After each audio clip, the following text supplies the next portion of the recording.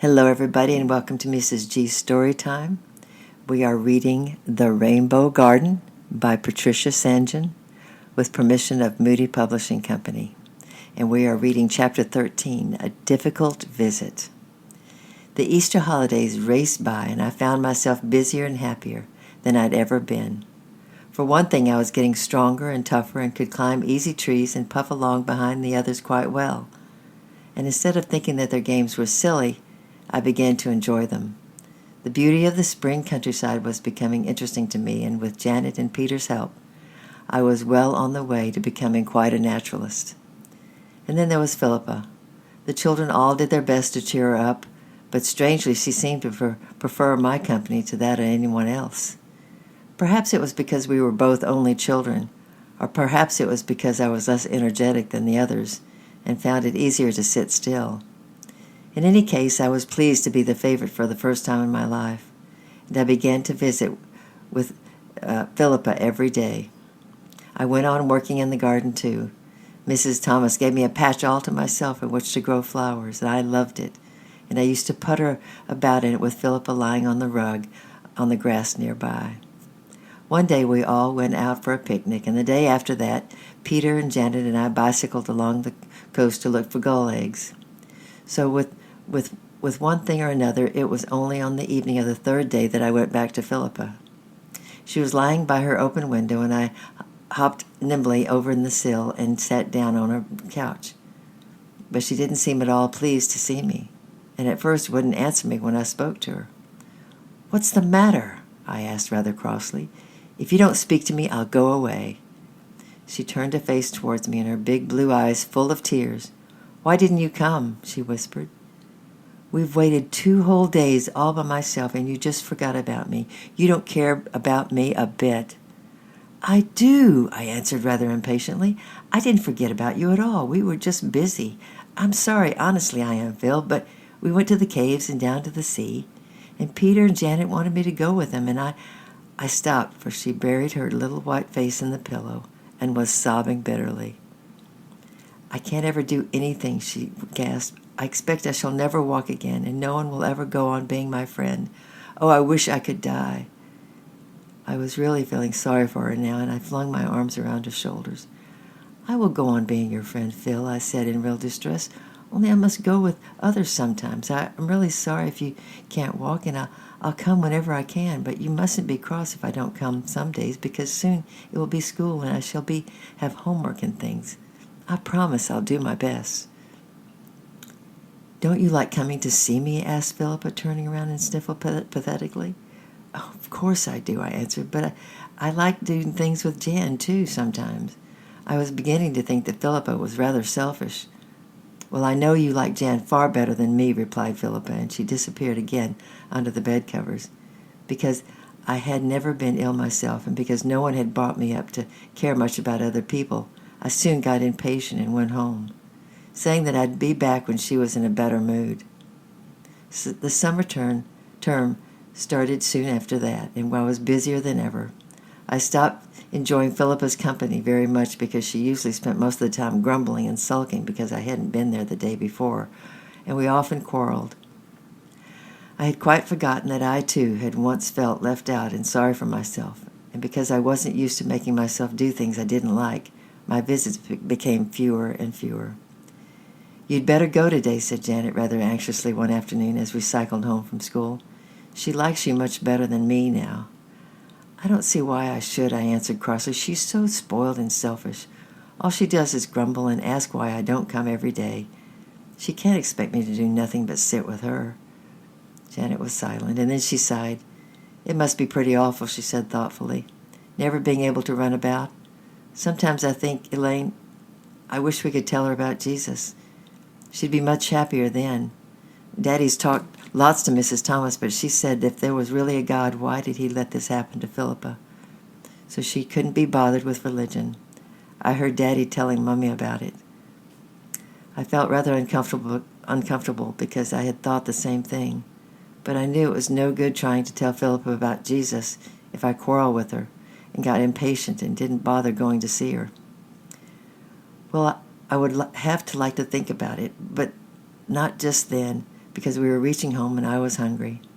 I bounced into the kitchen where tea was laid and ate 5 thick slices of bread and jam and drank 4 cups of tea. Mrs. Owen laughed at me. "Elaine," she said as I got up to go, "we'll have to weigh you. You put on so much weight over the holidays, I don't believe your mother would recognize you. I think you'll have to stay with us forever." I smiled at her and skipped out the door, feeling strong and live and happy. Yes, Mrs. Owen was right. The country suited me, and I never wanted to go back to London. I would like to see Mummy again, but she would come and visit me here. I arrived all rosy and breathless at Philippa's window and came down to earth with a bump at the side of her pale, cross little face. A delicious tea with a plate of iced cakes lay untasted beside her. I sat with my back to them because they made my mouth water. "Why didn't you come yesterday?" asked Philippa as usual. "I waited for you all evening." "Too much homework," I answered shortly, "and I can't stay long tonight. We only got in from school at 4:30, and we were late coming from the games. Do you know, Philippa, we've started playing tennis. It's great fun." "I wish I could play tennis," sighed Philippa, "or even go to school. It's really boring around doing lessons alone, and I've been trying today, but it's no fun. Tell me what lessons you do, Elaine. I wonder if they're the same as mine." For once she seemed willing to listen to me instead of talking about her troubles. We were getting on so much better than usual, and I wondered if I could possibly tell her about the Bible and Jesus. "What lessons do you like best?" she asked. "Well," I answered rather hesitantly, "what I like best isn't a school lesson at all. It's sort of a lesson Jane and I do before breakfast. We read the Bible together, and I choose a Bible verse for the day and write it down, and it sort of helps us all day." Do you ever read the Bible, Phil?" She shook her head and looked at me rather curiously. "Mrs. Owen once talked to me about it and gave me a book of Bible stories. She said, but Mummy says the Bible isn't suited for children. And I used to think it was really boring when we read it at school prayers. Do you really like it, Elaine?" I nodded. "I used to be like you," I said. "My mom never told me about anything about it, and I thought it was just a big black dull book full of long words until I came to the Owens. But then one day something happened to me." "What?" asked Philippa, her big blue eyes very big and serious. "Well," I answered slowly, not quite knowing how to explain.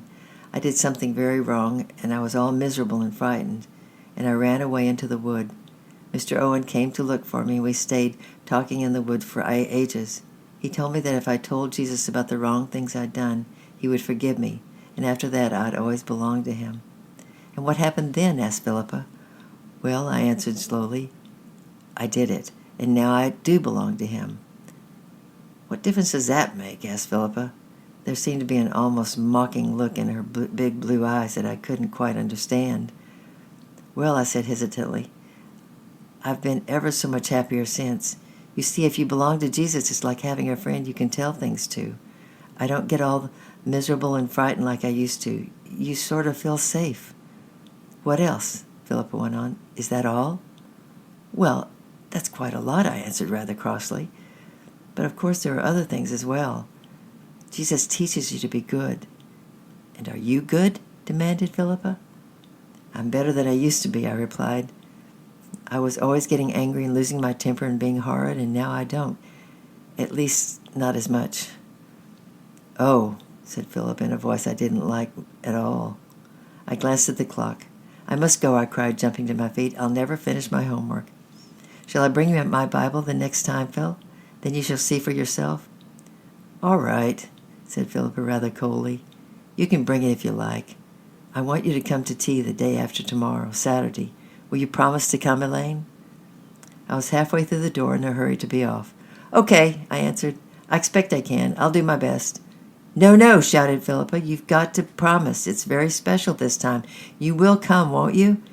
"Yes, all right," I called back rather impatiently, because Philippa often said things were special when I couldn't see anything special about them.